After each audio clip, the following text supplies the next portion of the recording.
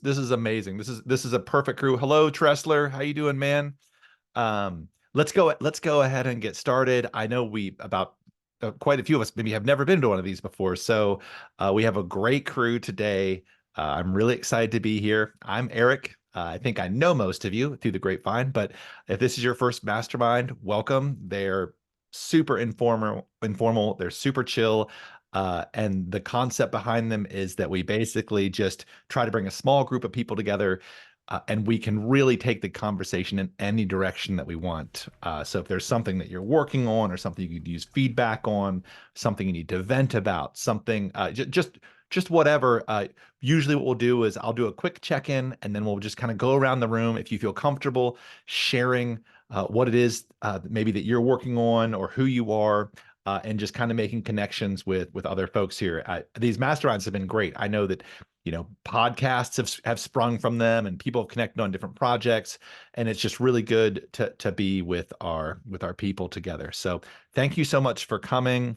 Let's go ahead and get started. I'll just kind of kick things off. It's been a really a fabulous week. I'm truly feeling the new year energy of not being super motivated, like the whole rah resolution-y type thing.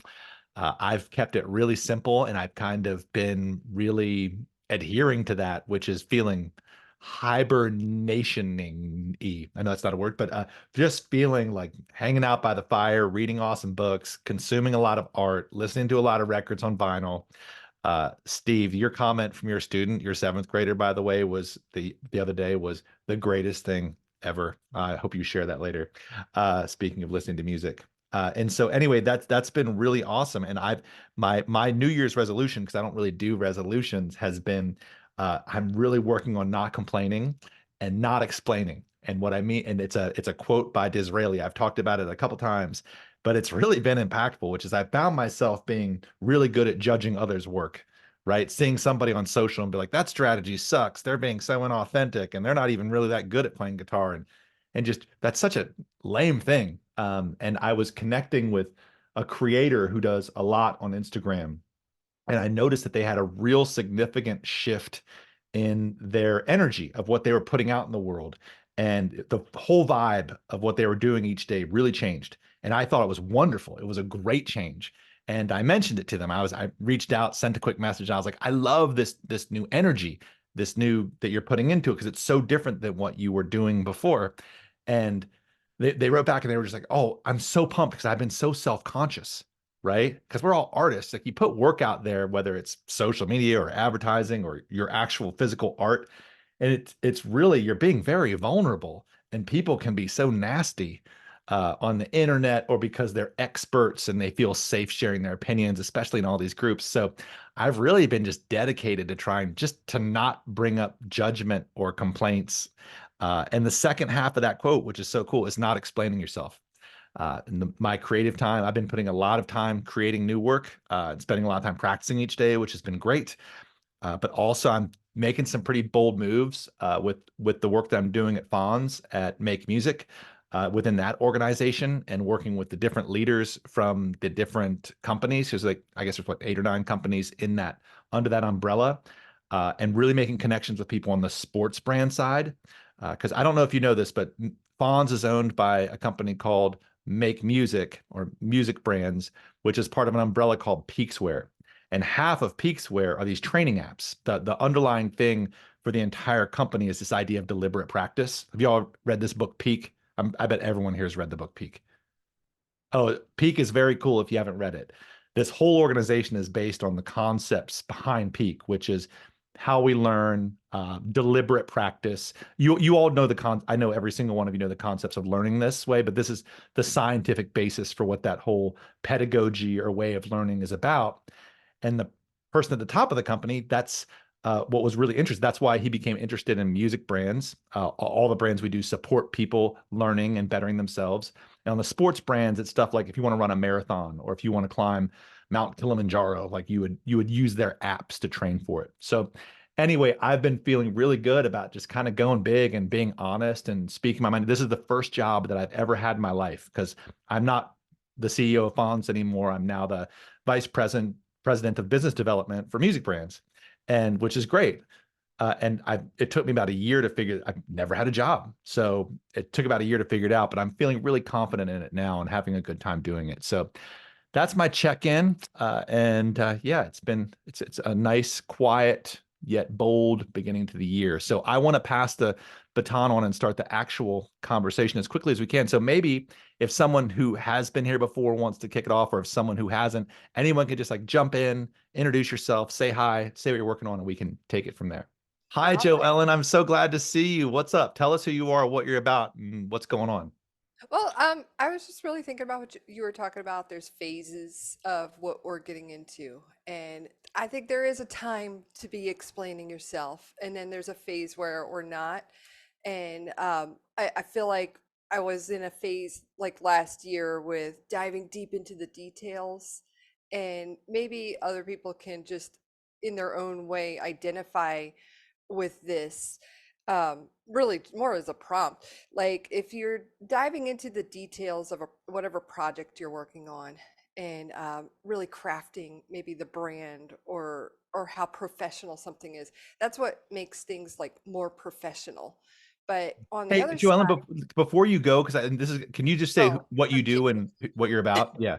Okay, cool. I'm a 'Cause- piano teacher. I'm building a platform that is going to take a long time, where you're going to teach piano online, called Piano Hub, and trying to introduce pop music more as like you can jump right in and play. I have lessons, so it's like a new way of learning piano.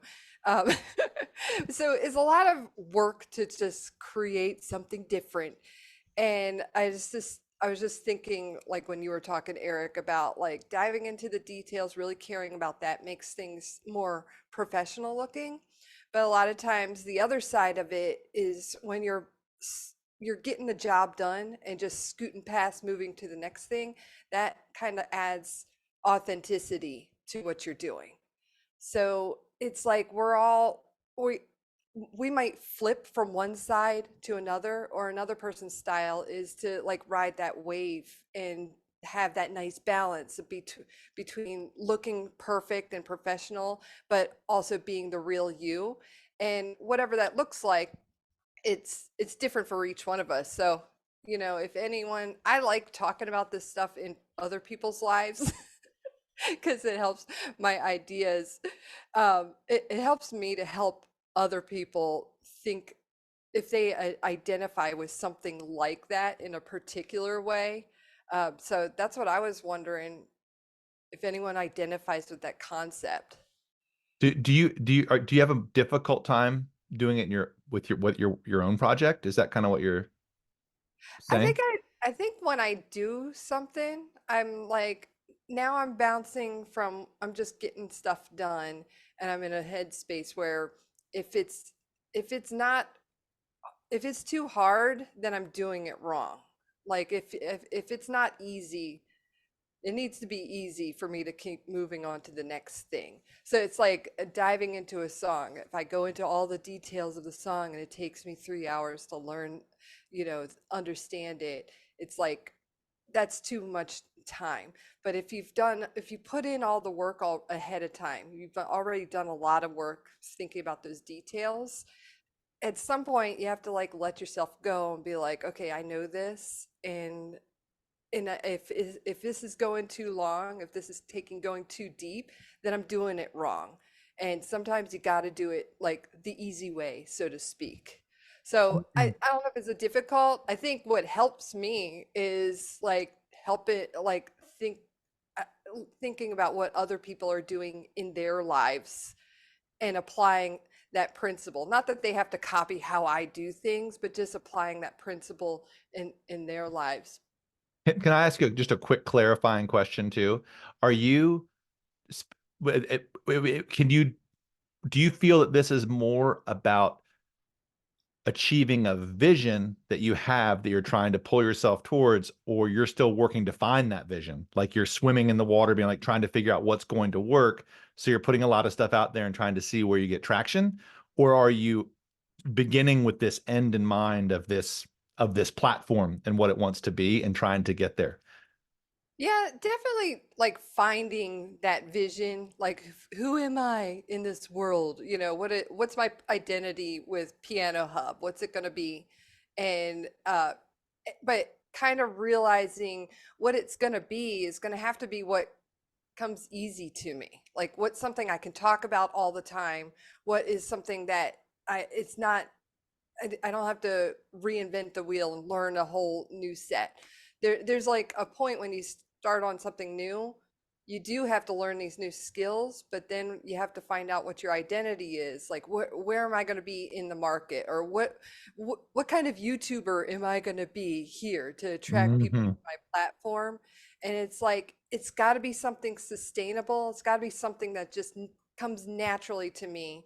Um, After you've learned the skills to be able to play in that playground that you're trying to be in. Mm. Yeah, that's good. I have a feeling other people would relate to that here too. I don't know. I don't know if somebody would like to just kind of jump in and bounce off what Joellen's saying, but I'll jump in on that. hi, Christina. Hi, I'm Christina. I've been teaching piano for 20 years. I also am a web developer and designer. I work with music students, or excuse me, music schools, but also I do like small business stuff. And I've been doing that for 24 years. Um, and Joellen, actually, I'm this year, my focus is I'm kind of revisiting what it's like to be a musician because the last few years I've been really focusing on my businesses. And those are both doing pretty well now. And kind of going off of what you were saying about like finding your identity, part of what I'm dealing with right now is I'm going to start a YouTube channel myself this year finally, and trying to figure out how all the different personalities that are inside of me fit into the branding for that. That's like definitely a challenge. I've been really deep diving into that this week, and just figuring out like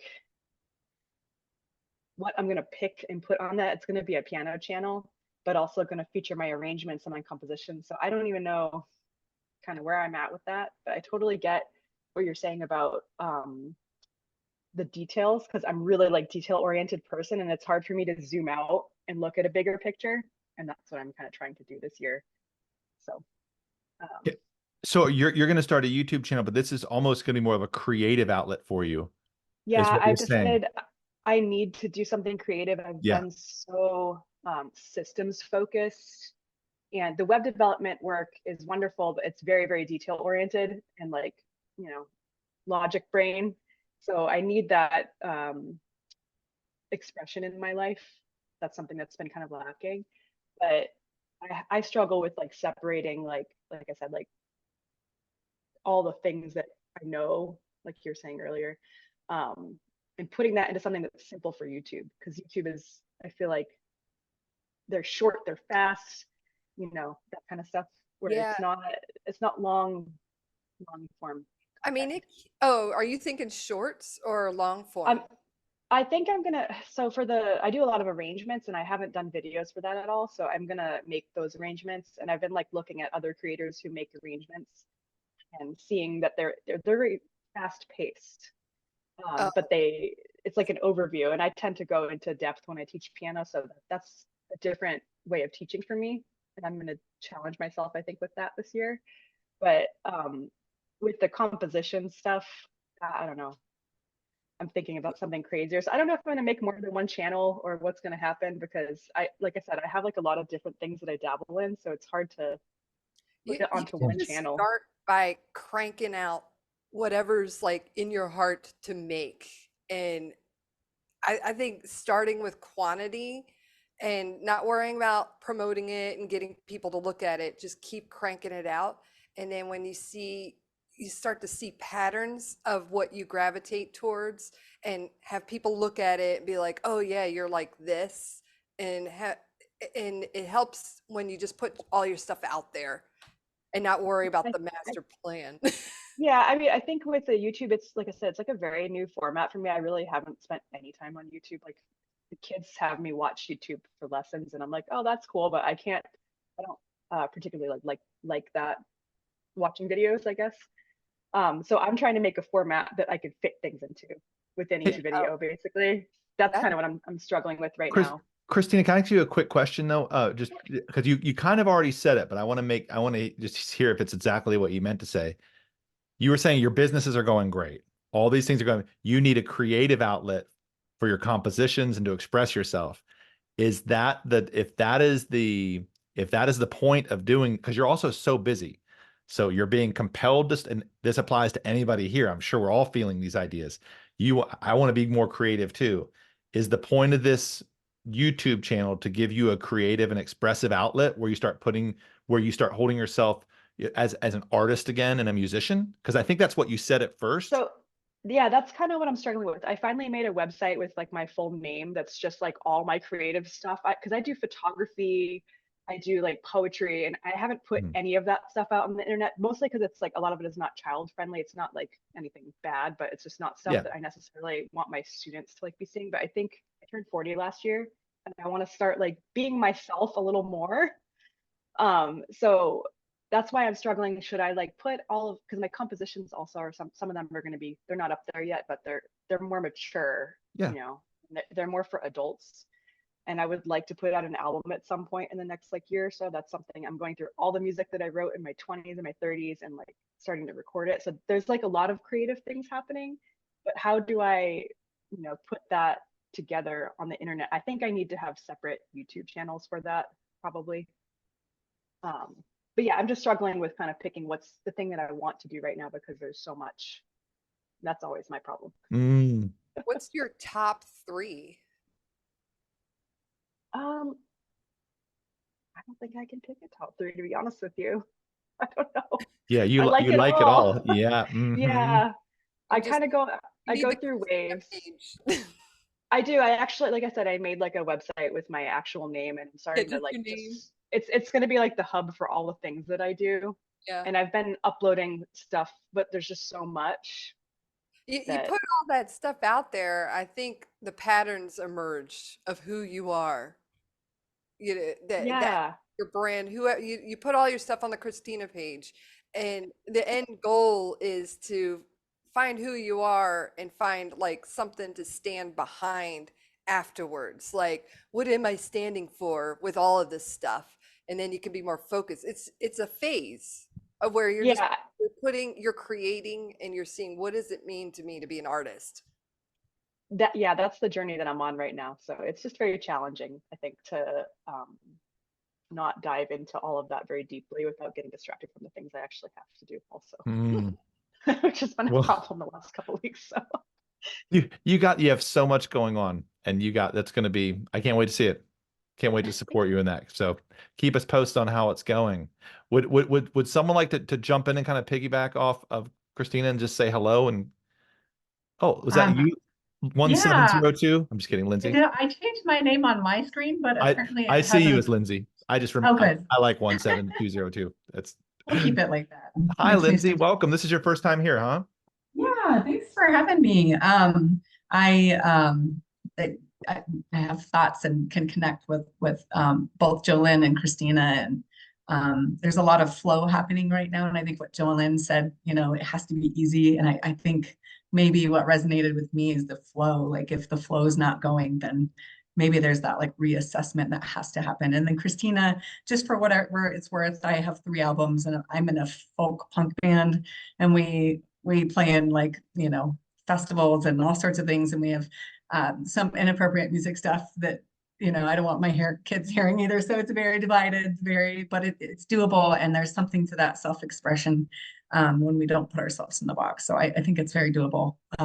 But yes, it's understandable how we need to separate that. But anyways, I appreciate you guys having me on here. I guess, can I share a little bit about myself Please. and Yeah. where I'm at? I'm a full-time band teacher, part-time piano teacher. And so my daily Monday through Friday is like 7:30 to 3:30, come home, teach 2 more hours of piano lessons. And so I'm kind of fried. Um, I built a beautiful program. I love my band babies. They do so great. I teach fourth, fifth, sixth grade band. And I'm kind of ready for I'm ready for a different chapter in my life. And Eric, I think we spoke maybe in 2020, Yeah. and I was thinking about transitioning, but it just wasn't the time. And now, like I've received the confirmation, like the universe is speaking to me. It's time. It's time to move. So I've made the decision. I'm going to resign at spring break and then get them prepared to hire a new teacher, and then I'll finish out the school year. But I currently have 9 students. I've had as many as 20 before. I feel like the stars are aligning because I have 13 families on my wait list. I have a piano teacher in the area that we're really close. We did a joint recital, and he talked to me the other day and said, "Hey, I'm moving. Can I give my students to you?" I said, "Yes." So there's 20 students. Thank you. There's 20 students, and there's uh, the wait list. And then I am just super well known in this school. And so I think if I say, "Hey, thank you so much, families and teachers, I'm leaving to create a new studio," like I really anticipate like a major influx of students. And so having huge downloads, having needing to do a website and get my name going. And I'm just like working day and I just like love what's happening right now. But I also understand it could be a lot bigger than I might be prepared for. So the things that I'm doing right now as I'm working on my website, working on getting my name, I had to change my business name because I took my website down and somebody took that name. So I'm looking for a mentor, and I'm looking to revamp my policy. And then like long-term wise, like, or maybe short-term wise, I don't know when this is going to happen, but I would love to have multi-teachers and be kind of like a head over multi-teachers. So that's where I'm at. I have a great studio in my house, and this transition is happening, and I'm getting ready to onboard all these kids starting in June. That's where I'm at. And yeah, that's Wow, it. Lindsay, that's an incredible amount of energy and momentum, and it does it kind of giving me chills a little bit. I remember talking to you way back in the day, and I love that you like. I'm just going to reflect back what you said really quickly because there's so much good stuff, and I think we all just want to make sure it's locked in. Is that you put that thing out to the universe? You're like, I think I'm ready for something different. And no, and as we say this, because this is where we get to right now, just to make sure, I want to hear what you're saying. And then now you're like, I'm going to do this. And as the universe is saying, this is the right time for me to, I've done this great work in my community as a band teacher. I'm ready to move on to the next thing. The piano teacher down the street leaves and says would love to transfer their students to me. And and I'm working on a website, and your biggest concern is you're going to be too busy. And it's like, Mhm. this is a very beautiful place to be in because you have so much control, and you've probably carried a lot of stress and I mean, time management. You seem very relaxed as a human, but to be teaching a band program and then coming home and teaching every night, that is a huge physical and spiritual load, right? And so, I mean, it's an interesting thing where maybe you're designed to run really hot and you like to go on. You're already like, I'm going to be packed. I'm going to be busy. I'm going to hire teachers. Just like you talked about at the beginning, the flow, which you are Mhm. in the flow, like everybody can feel it. You're going to succeed at this. The idea that you're building a website and stuff and maybe thinking about finding a mentor for your policies, those are so secondary. You don't need a top of funnel. Your top of funnel means where your students come from. It's jam packed. Right. So you can really focus on, what do I want? What do I want my days to look like? You've done your time and be like, and I was just talking about this with somebody else, if you envision what you want your days to be like, uh, really taking care of yourself for a while, which you're probably not used to doing because of how busy No. you've been. You're going to need to learn how to do that first. And what's going to happen is, yeah, maybe you're teaching a full load of private students is not going to wear you out at all. After Mhm. what you've been doing, it's a different taxing on your system. So you're going to be able to take care of yourself, and maybe you are going to be able to teach a heroic amount of students. And then Mhm. maybe then you can worry about having having and other teachers come and work for you. But I would really, just hearing what you're saying, encourage letting it happen. Bring in this Mhm. studio in your home, and the stuff about policies and someone like you don't necessarily need a mentor, but there's a lot you can bounce out, like just the people in this room right now. Everybody's been doing this forever. And we talk about this stuff all the time, which is what's important to you. How do you want to impact your community? How many people do you want to see? Those things are really basic, but all the big stuff, your experience, your energy, your vision, you just, you've already done everything that's difficult. And so I'm so excited for you. So that's a beautiful story. So Thank you congratulations. so Yeah. And much. I appreciate I, it. I think it comes down to, because you have that important stuff all taken care of. It comes down to just crafting your business model to support what you want your life to look like. And a mentor is good, but like what Eric said, it's like talk to a variety of people who have their own ways of doing their own business, because we all Right, think our way is the best. right, And and you got to look at that big variety and see what's going to work for your circumstances, in what's going to work for your circumstances with it. How will you manage a potential wait list? And right. I have my own experimental way of how I would manage a wait list, but that's never my problem. um, but Fons is really good for scheduling single lessons. Like and right now I only offer people scheduling single lessons. So Uh-huh. clients have to kind of compete with each other for that time slot. And they only get a recurring appointment if they've booked that same time slot 3 times in a row. And that's Hmm. my way, like, oh, if I ever get to the point where there's a wait list, just having that, I want to have like some momentum to carry through the summer, because like July and August are usually dead for piano lessons for me. And it takes a long time for me to build. It's always been hard for me to get get students. So building that back up. So that's my 2 cents about, like, oh, single lessons is a good way to like get them incentivized to like duke it out for you. Right. No, I appreciate that. And I'm looking at doing group classes too, and like, groups of, because there's so many kids. I'm like, how do I do this? So like the group classes too, I've done that before, 3 at a time, and Mhm. it works That's well. what And I'm that's, doing right now, and it's oh, amazing. really? I do Really? rotating classes, and it is incredible. I'm able to fit in like 50 students in a week. Is it the 20 But 20 20 model? yeah, yeah, Yeah. I've kind of like made it my own, but it's wonderful. I can't say enough about it. And I make new students join that class if they're elementary age. And if they advance quickly, they get to be moved up to private lessons, which I call my honors program. And it's been, Oh, I Oh, love that. Honors. yeah. And I teach little kids too, so Uh, they start in private. But the thing is, I have to keep telling them, like, you're not going to get to stay in private unless you work hard. hmm. But yeah, it's an evolving model, but it's wonderful. Wow. That's a Hey, great Lindsay, idea. I would love to, if you ever want to, I would love to spend a half an hour, just the two of us chatting about what you're doing and hear about it, and just see what you're sketching out. Uh, That would be I amazing. would I'd love be to do that together, because your story sounds really exciting, and it's like Steve said, that's a courageous, awesome move, and that's just a great thing to see. So okay. I'll take you up congrats. on that. I Please appreciate do. it. Thank you so Yeah, much. you got it. Yeah, I'll jump in here. Good Tressler. evening, Eric. Yeah. Dude, tell me what your seventh grade student said to you yesterday. Oh, well, this is the same. This is the same kid that.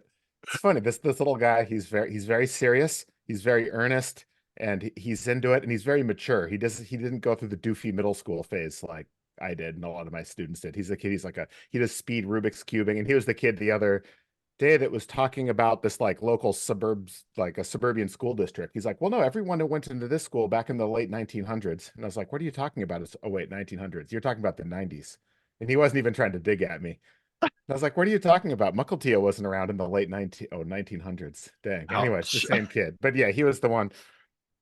Yeah, I was sorry. I'm in Seattle. I'm a saxophone player and teacher. So I have a mix of performing recording artists, and I have a private studio, and I do lots of workshops and coaching in schools, and jazz improvisation workshops and retreats. And but anyway, can talk about more about that stuff later. But yeah, it's one student. No, just the other day he's like, I really want to work on my tone. I really want a warmer sound. I'm like, okay, well let's like listen to some. I was like putting on some various jazz alto players. Here's Paul Desmond, maybe the warmest sound ever. He's like, yeah, kind of. That's not quite what I mean by warm. I'm like, okay, well, how about this? How about this? And he mainly wanted to. He was like another kid at his school that played the same feature song as him 2 years ago that he wanted to have her sound. So I'm like, okay, we can work on sounding like this other kid. But anyway, then I played some Cannonball Adderley for him, and he's like, well, gosh, I quoted him.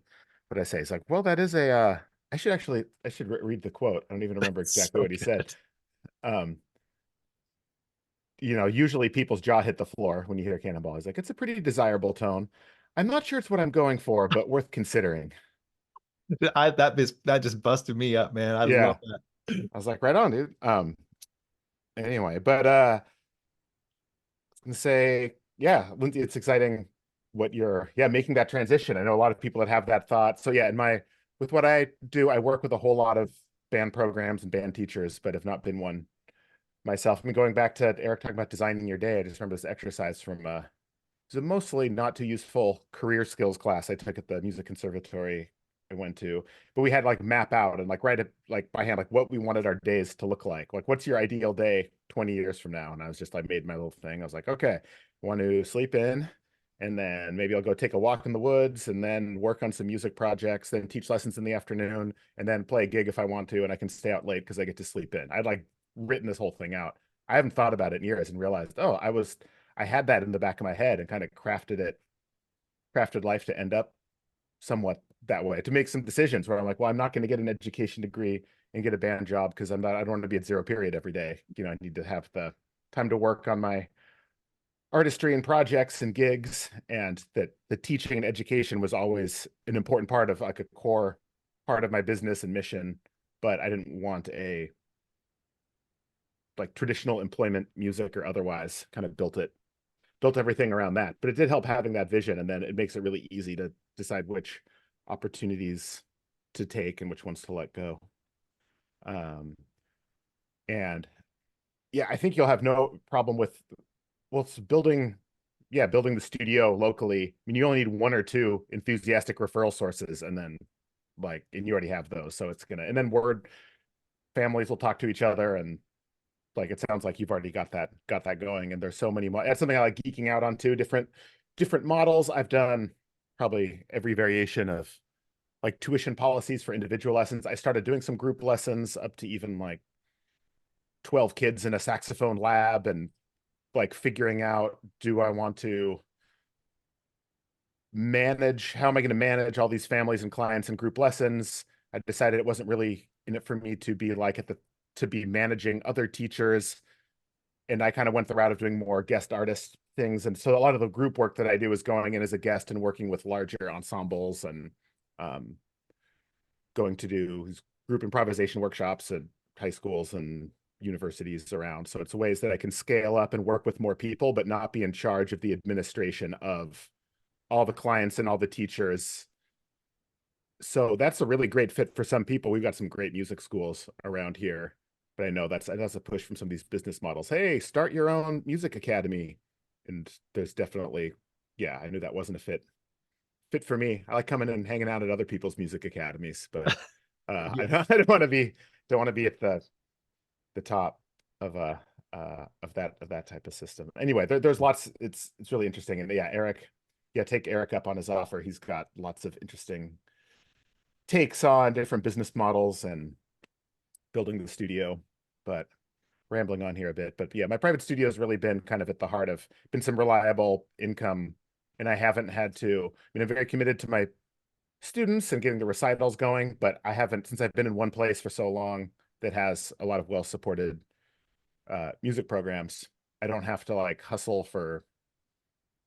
It's so funny. I heard someone who was I used to work for a really amazing music school called Creative Music Adventures, and people would always ask Oh, yeah. the guy in charge, be like, how do you get more students? How do you get more students? And he's like, if you keep the students you have, you don't constantly have to look for new students all the time, which is, oh, there you go. Or how do you get your current students? Okay. That were, suddenly when people are like, we're going online, how can I get online lessons? How do I get lessons? And it's like, well, a lot of us, we just kind of relied on the same referral sources that we had and the same network and the same communities. Um, yeah. How was I wrapping that up? I had a final thought for that, but it kind of escaped me at the moment. But No, I think a lot of times it works well, and there's so many coaches out there, and I've learned so much from different coaches. yeah, And it's like a lot of it's our personalities too. It's like certain personalities are going to attract a lot of stuff too. It's like I'm not, it just depends on the what we value in our teaching. It's like Mhm. people connect. If people connect to you, when, especially when you have shared values with the community you're in. But there's people that are they have their own set of values, and they're the only ones that think this way in this area. Not literally the only ones, but they're not fitting in with the mainstream of how people think. And business is going to be harder for them, and they're going to have to find their voices. Like there's a place for everyone, and I think there's a place for these coaches. I've never paid for one, but I've appreciated all Mhm. their advice, because you get this variety of perspectives. Because if you have a personality that's like just it's not that certain people, it's not about being likable or not, it's about having a set of values that's just different, you know, being on the East Coast but you're the only one that likes surfing, you know, that kind of thing. It's like it's in your heart to be that, but your tribe is on the other side. And I Mhm. think there's some creative people that work really hard and struggle through that because their core values don't match what's mainstream. Hmm. So it's like there's just different types of help that people need. Mhm. You know what, Lindsay, if we have time, and thanks for that, Joellen and Steve. As Steve was talking, it occurred to me that if we have time at the end, I'd love to. Oh, Celeste, do you have to run? Oh, it was great to see you. I'm sorry we Yeah. didn't get to hear from you. And No, no. we, I just came to listen and say hi. well, I gotta go. But it was it's so great great to to hang see out. you. Yeah, we'll catch you next time, Celeste. Thanks for being here. Is I'd love to circle back because it was such a massive vibe blast to hear what you're working on, Lindsay. It'd be great to come back at the end and maybe have a speed round of like maybe think about what your biggest concerns are. Because I don't really see any, like, I think that I want to hear what you're doing because I think that your concerns aren't going to be concerns. And I think that you may be. I just have a really good feeling about where you're headed with all this, given the climate and your environment. So, but this is such a great crew to bounce. Like, yeah, what's the like? Think about what the biggest thing you're worried about in this jump. Is it worried about feeding yourself and like making enough money, or is it staying busy or being engaged enough? You know, my Will guess is do. you're So at gonna. the end, we'll circle around and do that at the end. Is that what you said? Yeah, and yeah, Okay, exactly. sounds Just good. think about Okay. it, because I Okay. have a sneaking suspicion your hardest challenge in your new chapter is going to be learning to really take care of yourself and enjoy it. Yeah, You that's know, and I could probably be right wrong, but like on. you have a similar energy that I know that vibe. My grandfather was a band director for 42 years and a private piano teacher too. So like I know that vibe so well. Go, And go, Mhm. go, go, go. Yeah. yeah, exactly. But And I but want. one thing that popped up. Maybe I'll save that for the speed round. I had Oh a yeah, let's idea let's hit to that save. speed round. 'Cause I want to make sure I want to hear from Caleb because we haven't Yeah. talked to you yet, dude. And I've so tell me about this guitar you got for your birthday, but then anything else. Um, it's a kit build of a Thunderbird, but it's hollow body, all gold hardware. We started with the color. I wanted a Sherwood green guitar, because I've always wanted a green guitar. And well, thank you, Steve. Yeah. This was my dream that Lindsey is trying to build. Actually, I went to school, thought I was going to do the whole uh, tenure track professor thing. Like that was what I wanted to do, and it just didn't work out. So in 2022, I stepped out on my own. I teach lessons. I play in a band. What I'm trying to do right now is, unfortunately, 2023 was not a kind year. Mm. So I am actually like rebuilding. The notes I've been taking are, what do I want my days to look like? Like a lot of this self-care stuff that you were starting to talk about with Lindsey is very much where I'm at right now. Trying to recruit a couple more students, but have the good, thinking very top of funnel. I had a lot of students graduate, and I never was able to refill their spots. Mm. So now I'm just trying to get ahead of it for the students that I'm about to have graduate. Yep, that is the one. That's our one churn spot we can't do anything really about. They do grow up and become friends. Yeah. So that's your big thing that you're kind of. So yeah, Caleb's a guitar teacher. Where do you, what city are you in again, or what town are you in? I'm in Columbia, Missouri. Yeah, So Columbia, I'm Missouri. like right in the middle of right in the middle of the state. Mm-hmm.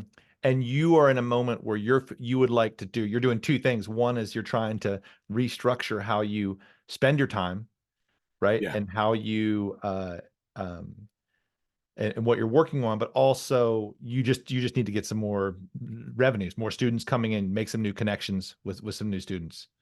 Yeah. Those, And like I feel the 2 calls today, like I've had 4 calls this week. So like things are looking in the right direction. But now just trying to get them in the door. yep. Are you trying to, is the challenge, or are you running into any challenge as far as getting them to show up, or are you trying, are you doing online or in person? Are you having any difficulty with it?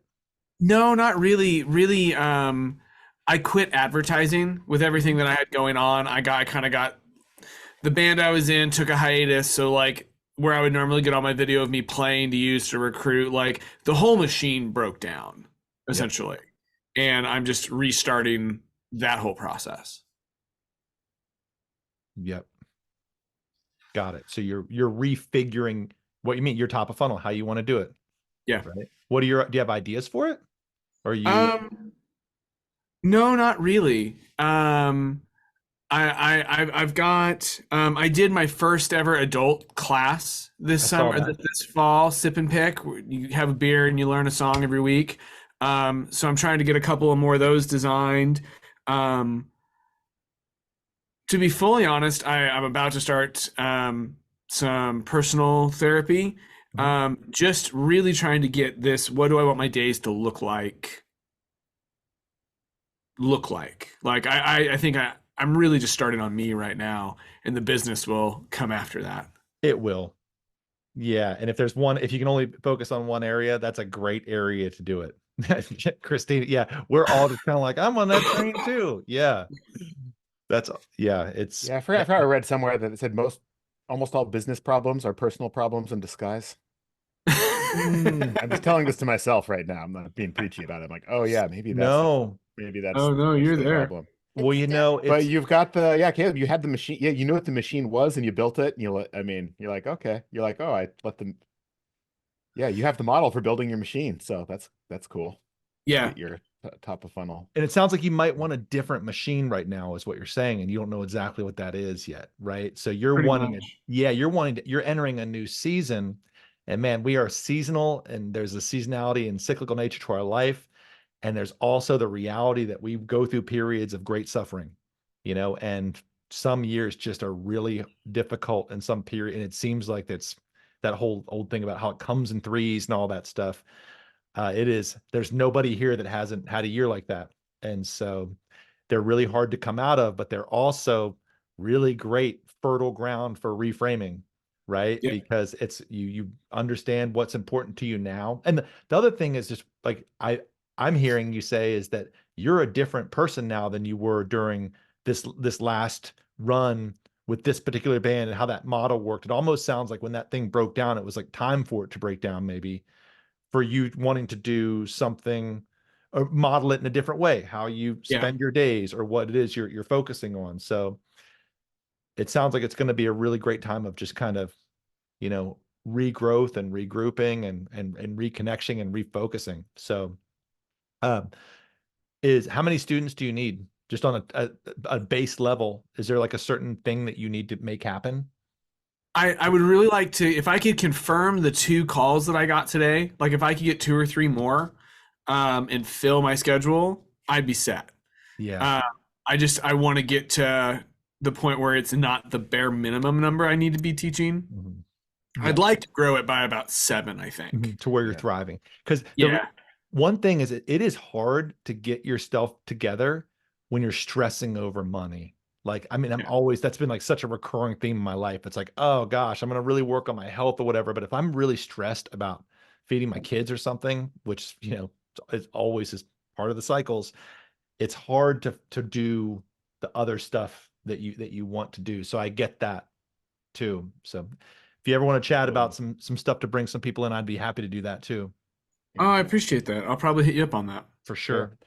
And Caleb, it could be helpful to map out kind of like if you think of all your students over the last 5 years, like where do they if you're able to know where they come from. Was it like word of mouth from a friend, or do you have a referral source? Is there a certain person or a certain community where several came from, kind of tapping into that and amplifying what works? So I was talking about, in my area, teaching saxophone, which is a totally different type of end up finding different kinds and different ages of students, but young kids are in band programs. So for me, like the big referrals have been band teachers like Lindsey, that I'm involved. I go to teachers conferences and present, or as I know them personally, come in and help out their classes. But as I was saying last week, I would, if I have a kid who's doing really well, like text the band teacher and, hey, so and so's doing well. We figured out the problem with the equipment. We're getting going, and they're like, oh, they study with you. Do you have any other openings? Or something like that. Or I'll have the kids. I like having kids that several at the same school and they know each other and feed off each other and get like pumped about music together, and then they tell their friends, and it ends up, there's certain communities or pockets where you found that you've got outsized results. But if it's just kind of like one person comes, if it's all scattered here and there, it's hard to centralize some of your advertising or marketing strategies. So a lot of mine's just, old school word of mouth. But we've got people here like Allie Tyler. She posts these little Instagram, but she books all her voice students via like Instagram Messenger, and she's packed. So there's different ways to do it. She is amazing. I have no idea how she does that, but she's got a lot Allie of is energy. awesome. She used to work for me a oh, long time ago. I love her. I was She so is sad so when she good. left. Yeah, she's very good, and so like she's not lame. She's really helping people. Like there's none of that weird stuff where it just, the energy is so good in everything that she does. I buy into it all. I didn't know you guys worked together. That's so cool. Yeah, when I first had my music school, she like was a travel teacher for me, and then she obviously like went and got her graduate degree and left. And I was like, no, don't leave, because she's such an amazing teacher. Yeah, and that yes, and talk about an authentic model that she's putting out into the world.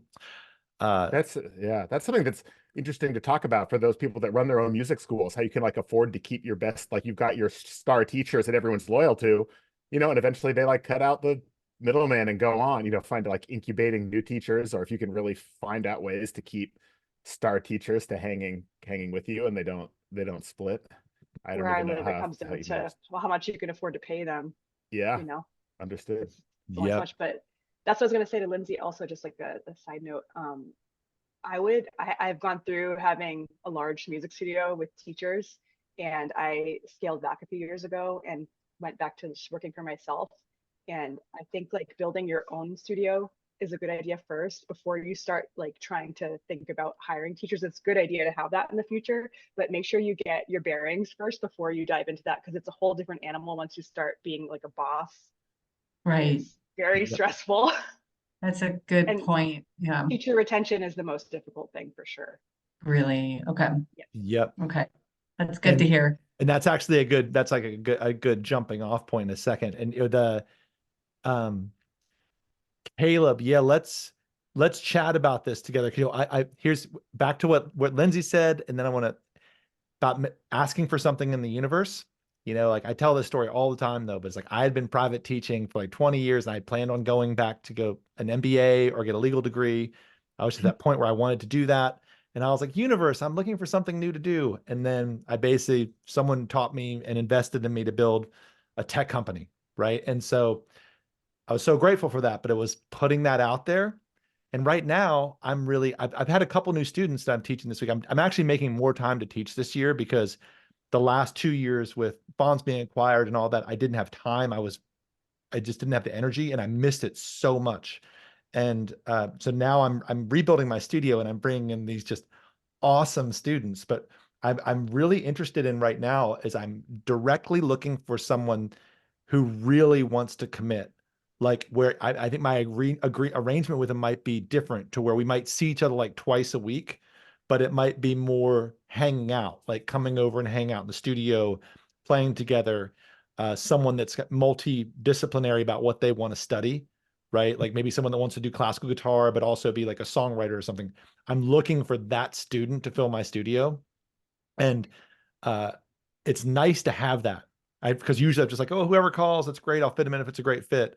But I'm wanting to mentor someone who really is serious, which I don't have as far as a player right now.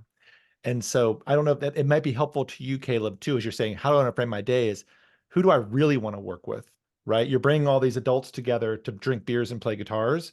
And I did that for years and it was awesome. But what I was really doing is I was bringing a group of like 4 or 5 people who were like professionals who were very awesome in their field and super interesting.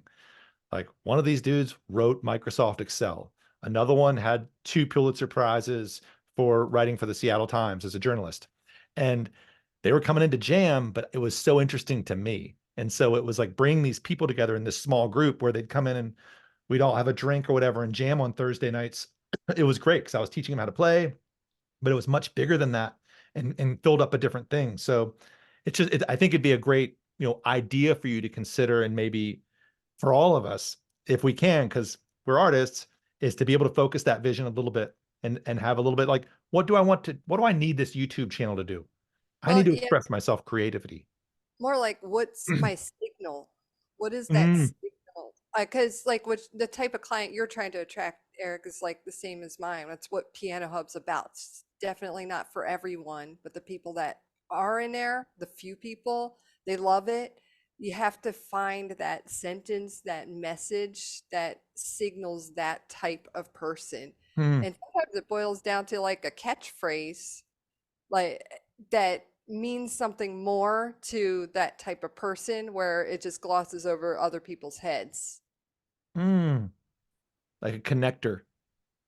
Mhm. I like the word signal, Like Joellen. mine. That Yeah, makes like sense. mine. Then you have your own secret handshake, or you're talking to the right Yeah. people. Because you're Secret right. If handshake, it does signals. apply, yeah, if it's yeah, it shouldn't be for everybody. If it is for everybody, then it's probably, becomes too generic and then invisible. Mm. If it's like the Tide laundry detergent of piano lessons, like nobody, Yeah, loves it or hates it or pays but attention. Tide sells a lot of laundry detergent. That's true.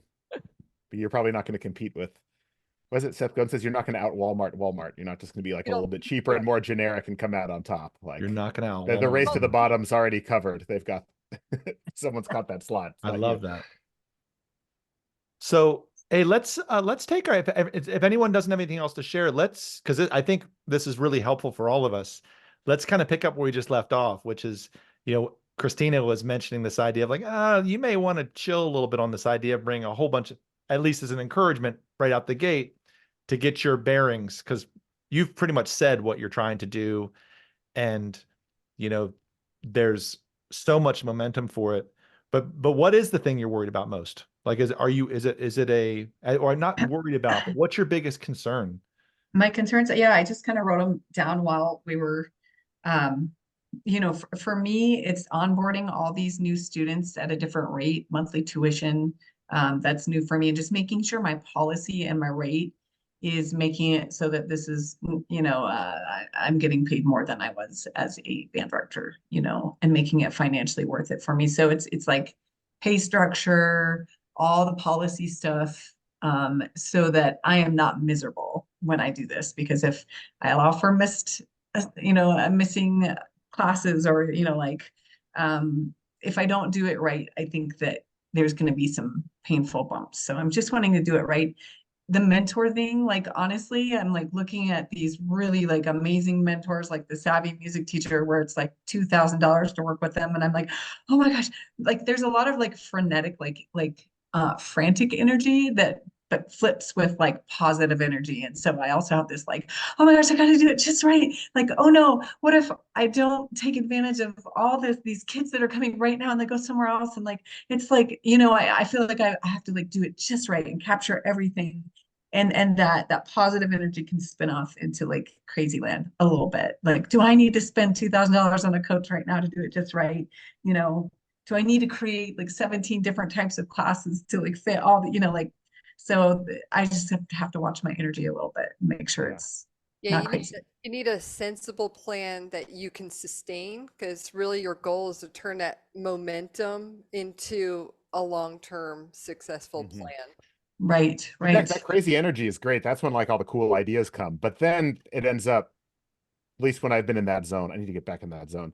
You come up with all this like these magical ideas come, and then it ends up, not all of them, not everything you come up with when you're super excited about it ends up panning out. but enough of them Right. do. And well, and yeah, just kind of keeping all that energy, but then also in place you're at kind of keeping it simple, like minimal amount of um things that you're offering. So you don't have a whole menu of like, you go to the restaurant and there's like 6 pages and all these Right, different right. all these Yeah. different things. And oh boy, yeah, I know, yeah, Eric. We Eric's could the guy go to talk to about the billing. what just Yeah, Yes. dude. and all that stuff, like what Steve is saying is what you need to do is very clear, is that you want to do this great work and set up a system for yourself that's as simple as possible to where you know how much you're making. That Mhm. actually is going to dictate how it is going to be best for you to what billing model you should use, right? So Right. you can say, I need X amount of my group students pay me X amount a month. I need this many of those. I need this many private students pay this much a month. I can do it in this many hours a week. Almost at your juncture where you are right now, I don't know if I would encourage like a professional development coach as much, Okay. unless it's maybe something, because you don't need the funnel for students. You Right. need to make some, but you might want a life coach, someone that says, oh my gosh, you said you were going to start going to yoga class and you haven't been in 3 weeks because you have 64 students, right? Right. And you're making $237,000 a year, but you have not mastered that craft martini that you said you were going to do, like whatever it is, like, because that's going to be, I think that, setting up what you need is different than what I mean, a lot of coaches in their systems, and I know most of the coaches' systems, and they're great. There's a lot of really good ones, right? They're trying Mhm. to build up confidence. They're trying to give you basic business acumen. Right. What you're getting ready to do is not as hard as what you've been doing. You have Okay. to so if you bring it's not nearly as hard. And so all the work you've done has built up you to be successful in this next phase. What you need is like to value simplicity and fairness, and to where you're just out there doing this great energy. Like I think Joellen was saying, where you're flowing, you're doing your great work. And that's going to be a virtuous cycle to where you're like, Right. oh, I can figure out how to like take some time to read every day, a book, Mhm. maybe fiction. And now, Right.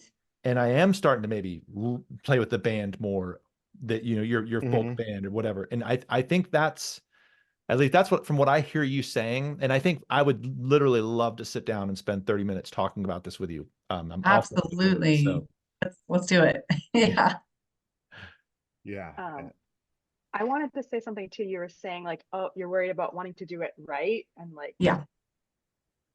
I've been teaching piano like privately for 20 years. So I've gone through like, so many iterations of like policies and like payment options for students. Right. And you have to make sure that there's no right way to do it. So like we're saying, it might be good at some point to work with a coach, but a lot of that stuff, like the policies and the payment stuff, you can like go on Facebook and ask in the forum, or even search the forums, like in the piano teacher forums. And there's tons of discussions about that. So you can kind of write down all the different ideas and Right. everyone's experiences have been. You don't have to pay someone for that kind of stuff. Right. Okay. But there's no right way. You kind of evolve as you go. It's definitely like a flow. Um, and you find what works right. And I think with the policies, just be strict with your students about it and unapologetic, like make them sign one, whatever it is that you decide upon. Mhm. Um, you know, Right. that's always the challenge, I think, Okay. Yeah. with And that kind of I can stuff. invite you to, yeah, Kelly's group. She's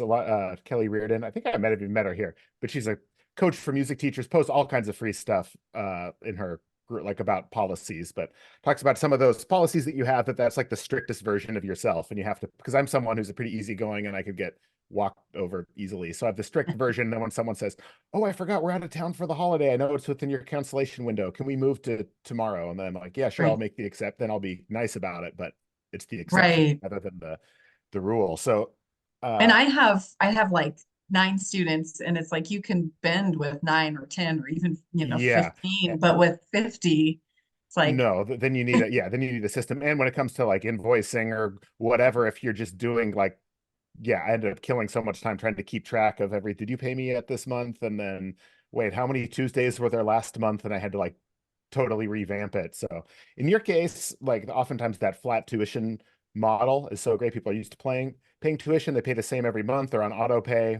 And it's just like if they're another class and if they miss it, there's no expectation a refund. I ended up moving away from that just since of my traveling and gigs. I couldn't hold up my end of the Right. deal. So I have a more flexible one now. So I like raised my rates and I let people cancel. Like I teach out, I'm a single teacher teaching out of my house. So I can be more flexible. If someone cancels and moves to Friday, I don't really care if I'm at home. If I was stuck at the music store I hated teaching at, I wanted to like get out of there as soon as possible. But having that, figuring out what works, the flat rate, and then that can even build in some like flexible, you can build in your calendar. Here's the rate per month. And then these weeks are off, or sick days, or you can kind of build all that into Mhm. it. And then also one thing that may not be on your radar from teaching public schools, but that you really, it's a different, you really get to shape the environment and the people that you're around. So if there's like a toxic situation with a parent or a student that's really not working out, it's like having a way, screen the people you have coming in, make sure there's no really major red flags. And if someone's really difficult, like knowing who you want to work with and being able to like let people go if they're stuck, when you have the people that, I'm sure you had it in the club, who's very, people that are being very difficult or rude, or they don't want to be there. Mm-hmm. Some people You have have more like talking control with about like that. building your, ideal client, and which can be helpful, but some of it might be like the values or what are the things that are deal breakers, and just Yeah. like protecting your like mental load over these things that are just not working. I mean, anybody's teaching, I've had the people that are very difficult students, or it's a good fit, or and oftentimes I just like gracefully refer them to another teacher, and sometimes it just hasn't been a good fit with me, and with someone else it is. But mainly just like getting that out of your bandwidth, because it'd be like, oh, Right. today's Wednesday and the beginning of my day on Thursday, I've got this one kid who's rude and sucks my energy, and it would just like ruin my vibe for a whole day. And then and That's so good advice. that is a Really good. strategy. And it's different than, in school, it's like, hey, everyone shows up, you do You have your best no to meet them where control they over are, but come to your class. you have no autonomy. And like when it's beyond the time where they need to go, and they could, torpedo the whole classroom or your whole day. So Yes. that's really important. And that's Yeah, the I stuff that appreciate it. was killing, when I was like undercharging and had a bunch of students that were just probably needed to go to another teacher, not being lessons. Yeah, those are the things that burnt me out for sure. Lindsay, Yeah. where do you live? Just out of curiosity. I'm in Colorado. I'm a suburb of Denver. What? I'm there all the Yeah. time now. Are you? No Yeah. way. Yeah.